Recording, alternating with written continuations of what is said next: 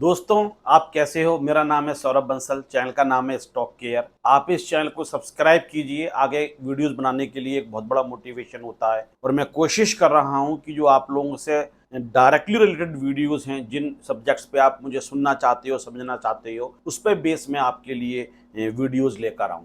तो एक बहुत कॉमन क्वेश्चन, हमें किस शेयर में इन्वेस्ट करना चाहिए? मैं जहां भी उठता बैठता हूं, अब लोग यूट्यूब पे वीडियोस देखते हैं तो उसी से संबंधित क्वेश्चंस भी पूछते हैं। डॉक्टर जहां बैठता है तो उससे बीमारियों के बारे में पूछा जाता है। तो शेयर्स की वीडियोस देख के मुझसे शेयर्स के बारे में पूछती हैं कि हम कहाँ इन्वेस्ट करें। तो मैं कहता हूं कि आप पढ़ो समझो। किसी कंपनी में इन्वेस्ट करना है तो फाइनेंशियल्स कम से कम थोड़े बहुत देखो। डेट इक्विटी रेशो क्या है, पी रेशो क्या है, कुछ बेसिक बातें तो हर आदमी को पता होती हैं। और फिर कुछ मैं बता रहा हूँ टेक्निकल इंडिकेटर्स वगैरह, वो कहते हैं सर इतना टाइम भी हमारे पास नहीं है और अगर टाइम है भी तो हमें ये बातें समझ में नहीं आती हैं। आप हमें बता दो कहाँ इन्वेस्ट करें। तो मैं कहता हूं कि बहुत सेफ है कि आप निफ्टी 50 की कंपनीज में इन्वेस्ट कर दो। निफ्टी 50 के अंदर 50 टॉप बेस्ट कंपनीज होती हैं और उनके वेटेज के बेस पे उनको उनका जो शेयरिंग होती है निफ्टी 50 के अंदर, उन 50 कंपनीज में से आप कुछ अच्छे शेयर्स देख लो, आपको किस सेक्टर में इन्वेस्ट करना है तो जा सकते हो। लेकिन सर रिस्क तो उसमें भी है। मैं कहता हूँ हाँ, रिस्क तो उसमें भी है। और सर हमारे पास इतनी ज़्यादा कैपिटल भी नहीं है कि हम मल्टीपल डाइवर्सिफाइड शेयर्स में इन्वेस्ट कर पाएँ, कि कुछ बैंकिंग सेक्टर के ले लें, कुछ फार्मा के ले लें जो नेट निफ्टी 50 में दे रखे हैं, कुछ आईटी सेक्टर्स के ले लें। अब वो यहाँ पे भी आके फंसा देते हैं कि नहीं, उनको फाइनेंशियल्स भी नहीं करना है, टेक्निकल्स, क्योंकि हर आदमी का अपना एक बिजी लाइफ है, जॉब कर रहे हैं, प्रोफेशन कर रहे हैं, बिजनेस कर रहे हैं, तो इतना टाइम हर किसी के पास नहीं हो सकता है। और निफ्टी 50 में जाने के लिए भी हो सकता है कि वो वहां पे भी स्केप्टिकल हो कि किसमें पैसा लगाया जाए, और मोर ओवर इतनी कैपिटल नहीं है कि बहुत डाइवर्सिफाइड पोर्टफोलियो बना लिया जाए। तो उसका एक बहुत शानदार मैं ऑल्टरनेट आपके लिए दे रहा हूं, जिसको कहा जाता है निफ्टी 20। तो निफ्टी 20 BEES का एक जो फुल फॉर्म होती है, तो इसमें जो बी है वो बेंचमार्क के लिए है, फिर जो दूसरा ई है वो एक्सचेंज ट्रेडेड के लिए ई लगाया गया है, और फिर एस से बनता है स्कीम। तो इसका फुल फॉर्म हो गई benchmark exchange traded scheme.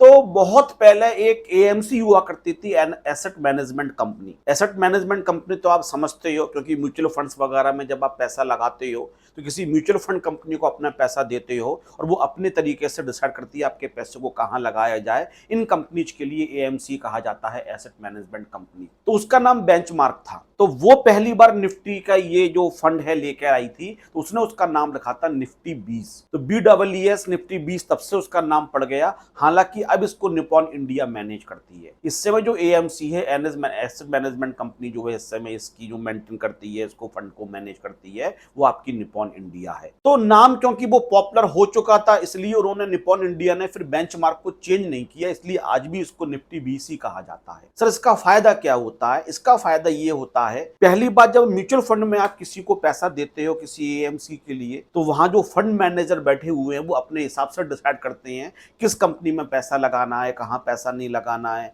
Withdraw करके दूसरी जगह इन्वेस्ट कर सकते हैं। लेकिन अगर निफ्टी 20 के लिए उनको पैसा देते हो तो वो निफ्टी 50 की कंपनीज में ही लगाएंगे। उनके पास ये ऑप्शन नहीं है कि वो अपना एक डेलिब्रेशन उसके अंदर डाल दें कि यहां लगना चाहिए, यहां नहीं लगना चाहिए।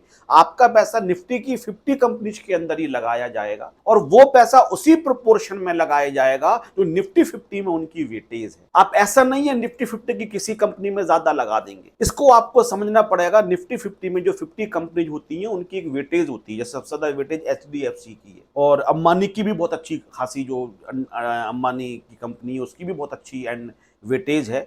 तो हर कंपनी की अपनी वेटेज होती है, तो जो वेटेज का प्रोपोर्शन होता है उसी के अंदर निफ्टी की 50 कंपनीज के अंदर आपके पैसे को इन्वेस्ट किया जाएगा। तो सर एक यूनिट कितने की बनाई गई थी? लगभग आप ये समझ लो जो निफ्टी 50 इस समय चल रही होगी उसका आप 1/100 कर दो। अगर इस समय निफ्टी 50 चल रही है, आपकी जो इंडेक्स है वो 25,000 रुपए है, तो 25,000 रुपए को आप 1/100 करोगे तो करीब करीब 250 के आसपास की एक यूनिट होगी। 250 एग्जैक्टली नहीं होगी, और भी बहुत सारी रीजन्स होते हैं तो थोड़ी बहुत कम ज्यादा हो सकती है। शायद इस समय 285 286 के आसपास एक यूनिट है। तो सोचो आप, अगर आप एचडीएफसी का एक शेयर खरीदोगे तो आपके लिए एक अच्छे खासे अमाउंट के 1800-1900 रुपए की रिक्वायरमेंट होगी। लेकिन निफ्टी 20 की आप एक यूनिट केवल खरीद सकते हो 280 रुपए के आसपास, और ये 280 रुपए एक कंपनी में नहीं लेंगे, निफ्टी 50 की सारी कंपनीज में लगाई जाएंगी। तो अगर 3-4 कंपनी अच्छा परफॉर्म कर भी नहीं रही है तो बाकी 44 45 तो अच्छा परफॉर्म कर ही रही है। तो एवरेज अगर निकाला जाएगा तो अल्टीमेटली आप फायदे में रहोगे। लेकिन सर कई बार ऐसा होता है कि पूरा ही मार्केट नीचे जा रहा है, निफ्टी भी नीचे जा रहा है। हाँ, ये बात आपको डिस्कस करने वाली है। लेकिन अगर आप ओवरऑल ट्रेंड देखोगे तो निफ्टी ऊपर जाती ही जाती है। फॉर द टाइमिंग किसी वजह से पूरा का पूरा मार्केट क्रैश कर जाता है, 1000-2000 पॉइंट नीचे आ जाती है, कुछ सेशंस के अंदर खबरें आती हैं हजारों करोड़ इन्वेस्टर्स का डूब गया। लेकिन अगर आप देखोगे जितना भी वो नीचे आई थी उसको बाद में रिकवर कर ही लेती है 100%। आप आज एक काम करना, अपने जो आपका चार्ट होता है उस पर आप निफ्टी 50 इंडेक्स लगा लेना और ये देखना कि पिछले 15-20 सालों से क्या ट्रेंड चल रहा है। और ट्रेंड आपको ऐसा ही मिलेगा, वैल्यू बढ़ती चली जा रही है। जैसे कोरोना काल में कभी थोड़ा बहुत कम आ गया, या कभी इलेक्शंस के रिजल्ट्स अच्छे आने की उम्मीद नहीं है, जो मार्केट एक्सपेक्ट कर रहा थोड़ा बहुत नीचे आ गया, या इंटरनेशनल कोई खबर आती है कि ट्रंप बहुत ज़्यादा रेट्स लगाने वाला है, टैरिफ, तो थोड़ा बहुत क्रैश कर गया। बट अल्टीमेटली वो सब कुछ रिकवर हो जाता है अगर लॉन्ग टर्म में आप देखना चाहते हो। तो अगर आप एक बहुत ऐसे इन्वेस्टर हो, पैसिव इन्वेस्टर्स, आपको ऐसा इंटरेस्ट नहीं है कि ये पर्टिकुलर शेयर्स की न्यूज अच्छी आ रही है, इसमें पैसा लगा के मैं मल्टीपल टाइम पैसा कमा सकता हूं, और रिस्क लेने से भी आप डरते हो, और आपके पास एक हो सकता है बहुत ज्यादा कैपिटल भी नहीं हो, तो सबसे अच्छा इन्वेस्टमेंट आपके लिए है निफ्टी 20। निफ्टी 20 में आप यूनिट्स खरीदते रहो, 280 के आसपास इस समय प्राइस चल रहा होगा। मैं अभी ओपन करके भी दिखा दूंगा। और एक खास बात जो मैं बताना भूल गया, इसका जो एक्सपेंस रेशियो होता है वो भी बहुत कम होता है, क्योंकि यहाँ पे फंड मैनेजर के लिए कुछ काम नहीं है। यहाँ पे उनको ये डिसाइड नहीं करना है कि पैसा कहाँ लगाना है, कौन से शेयर्स में लगाना है, डिबेंचर्स में लगाना है, कितने % कहाँ लगाना है। ऑलरेडी सब कुछ प्री डिसाइडेड है। 50 कंपनीज में ही लगेगा और डिसाइडेड प्रोपोर्शनेट अमाउंट में ही लगाया जाएगा। इसलिए जो उसका एक्सपेंस रेशियो होता है, मतलब जो खर्चा होता है, 100 रुपए अगर आप लगा रहे हो तो 100 रुपए पे आपको जो खर्च करना पड़ेगा वो कुछ पैसे ही आपको खर्च करना पड़ेगा। वो भी मैं आपको अभी दिखाऊंगा कितना होगा, बहुत कम होता है। तो चलिए मैं इस समय ट्रेडिंग व्यू ऐप ओपन करता हूं और आपको दिखाता हूं निफ्टी 20 इस समय कितने का चल रहा है और एक्सपेंस रेशियो कितने का है और किस तरीके से इसके प्राइस बढ़ते चले जा रहे हैं। तो देखिए दोस्तों, यहाँ पे मैंने ट्रेडिंग व्यू के अंदर खोला हुआ है निप्पॉन इंडिया ETF निफ्टी 20, और 20 का मतलब मैंने बताया था बेंचमार्क एक्सचेंज ट्रेडेड स्कीम। तो इसकी जो एक यूनिट इस समय चल रही है 286 रुपीज 86 पैसे के आसपास चल रही है।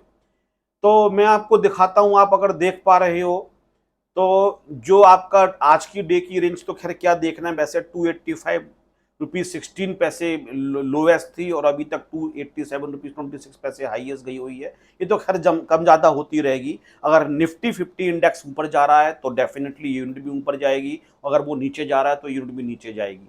हम 52 वीक्स की रेंज देखते हैं क्योंकि ये देखना बहुत ज्यादा जरूरी है। तो देखो 52 वीक्स में जो लोएस्ट है वो 231 रुपीज 30 पैसा आ रहा है, और जो 52 का हाईएस्ट है वो है 293 रुपीज 99 पैसा, 294 रुपीज।